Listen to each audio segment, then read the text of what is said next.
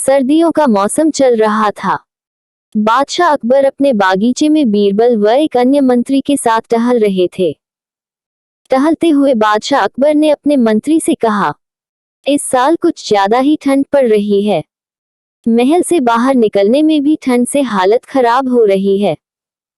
मंत्री ने बादशाह की बात का जवाब देते हुए कहा, जी हुजूर, बिल्कुल सही फरमाया आपने। इस साल तो इतनी ठंड पड़ रही है कि जनता ने घर से बाहर निकलना बहुत कम कर दिया है। टहलते टहलते बादशाह अकबर बगीचे में बने तालाब के किनारे जा पहुंचे। जैसे ही उन्होंने अपना हाथ पानी में डाला, उन्हें एहसास हुआ कि पानी बर्फ जैसा ठंडा है। पानी से हाथ बाहर निकालते हुए अकबर ने कहा, सही कह रहे हैं आप, इतनी ठंड में कौन घर से बाहर निकलेगा। बीरबल को चुपचाप देखकर बादशाह ने बीरबल से पूछा, इस बारे में आपका क्या ख्याल है बीरबल। बीरबल ने सिर झुकाते हुए कहा, माफी चाहता हूँ हुजूर, इस बारे में मेरा ख्याल थोड़ा अगल है। मैं आप दोनों की बात से सहमत नहीं हूँ। अकबर ने आश्चर्यचकित होकर बीरबल से पूछा, अच्छा, तो हमें भी बताए, क्या ख्याल है आपका। बीरबल ने कहा, हुजूर, मेरा मानना है कि एक गरीब व्यक्ति के लिए पैसा सबसे ज्यादा जरूरी है। उसे इस बात से कोई फर्क नहीं पड़ता कि मौसम कितना ठंडा है या गर्म। अकबर ने हैरान होकर बीरबल से कहा, तो आप यह कह रहे हैं कि इस कड़ाके की सर्दी में भी एक गरीब आदमी कोई भी ऐसा काम करने को तैयार हो जाएगा जिससे उसे पैसा मिल सके। बीरबल ने कहा, जी हुजूर, मैं यही कह रहा हूँ। बादशाह अकबर ने बीरबल को चुनौती देते हुए कहा, तो ठीक है, अगर आपने बर्फ जैसे पानी से भरे इस तालाब में किसी को रात भर खड़ा रखकर इस बात को प्रमाणित कर दिया, तो हम आपके लाए हुए गरीब व्यक्ति को 20 सोने के सिक्के इनाम में देंगे। बादशाह की बात से सहमति जताते हुए बीरबल ने अगले दिन एक गरीब व्यक्ति को पेश करने का वादा किया। अगले दिन सभा में बादशाह अकबर ने बीरबल ने पूछा कि क्या वो किसी को लाए हैं जो तालाब में खड़ा रहकर पूरी रात बिता सके। इस पर बीरबल ने गंगाधर नामक एक गरीब व्यक्ति को दरबार में मौजूद किया। कहा कि यह 20 सोने के सिक्कों के लिए तालाब में पूरी रात बिताने को तैयार है। बादशाह अकबर ने सभा समाप्त करते हुए कहा कि ठीक है, 2 सिपाही इस व्यक्ति की रात भर निगरानी करेंगे। अगले दिन फिर से दरबार लगा और बादशाह ने बीरबल से गंगाधर के बारे में पूछा, बीरबल, कहाँ है आपका मित्र, कितनी देर टिक पाया वो उस बर्फीले पानी में। बीरबल ने कहा, महाराज, वो यही है, मैं उसे दरबार में पेश करने की इजाजत चाहता हूँ। बादशाह की इजाजत मिलते ही बीरबल ने गंगाधर को दरबार में बुलाया।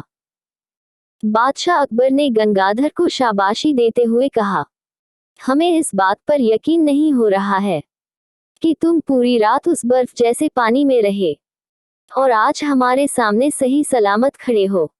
यह तुमने कैसे किया, पूरी सभा को बताओ। गंगाधर ने कहा, महाराज, शुरुआत में तो यह बहुत मुश्किल था, लेकिन कुछ समय बाद मुझे महल की एक खिड़की पर एक दिया जलता नजर आया। उस दिए को देखते हुए मैंने सारी रात बिता दी। बादशाह अकबर ने चौंक कर कहा, यह तो धोखा है, तुमने हमारे महल के जलते दिए की गर्मी से सारी रात बिता ली।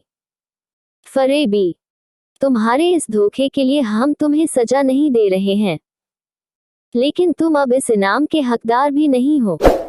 यह कहते हुए अकबर ने अपने सिपाहियों से गंगाधर को महल से बाहर ले जाने को कह दिया और सभा समाप्त करके अपने कमरे में चले गए।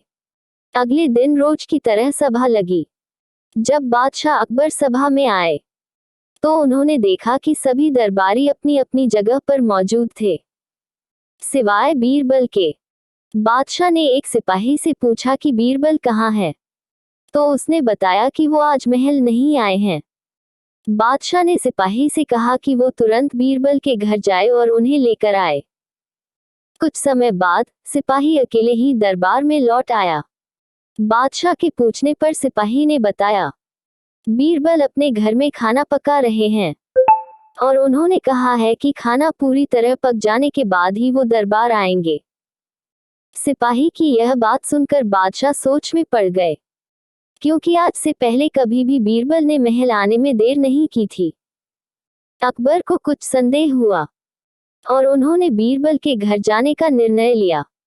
जब बादशाह अकबर बीरबल के घर पहुंचे तो उन्होंने देखा कि बीरबल ने एक ऊंची खूंटी पर एक हांडी टांग रखी है और उसके नीचे जमीन पर लकड़ियां जला रखी हैं। बादशाह आश्चर्यचकित हो गए और बीरबल से पूछा कि वह क्या कर रहे हैं। इस पर बीरबल ने जवाब दिया कि वह अपने भोजन के लिए खिचड़ी पका रहे हैं। बादशाह अकबर ने कहा, क्या तुम पागल हो गए हो? यह खिचड़ी कैसे पक सकती है? तुमने हांडी को इतने ऊपर टांग रखा है और आग नीचे जल रही है।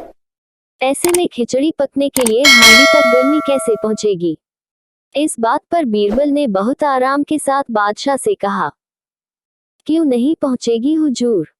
जब महल की खिड़की पर रखे एक दिए से गंगाधर को गर्मी मिल सकती है, तो मेरी खिचड़ी की हांडी तो फिर भी आग के बहुत नजदीक है। बीरबल की बात सुनकर बादशाह को अपनी गलती का एहसास हुआ और मुस्कुराते हुए कहा, हम तुम्हारी बात अच्छी तरह समझ गए बीरबल। इसके बाद उन्होंने गंगाधर को महल में बुलवाया और उसे 20 सोने के सिक्कों का इनाम दिया। बीरबल की चतुराई के लिए उन्होंने बीरबल को भी इनाम दिया। बात पते की। दूसरों की सफलता के पीछे किए गए परिश्रम को जाने बगैर उनके बारे में अपनी राय नहीं बनानी चाहिए। आपको हमारी कहानी कैसी लगी हमें जरूर बताएं। आपने अभी तक हमारे चैनल को सब्सक्राइब नहीं किया है तो सब्सक्राइब जरूर कर लें। धन्यवाद।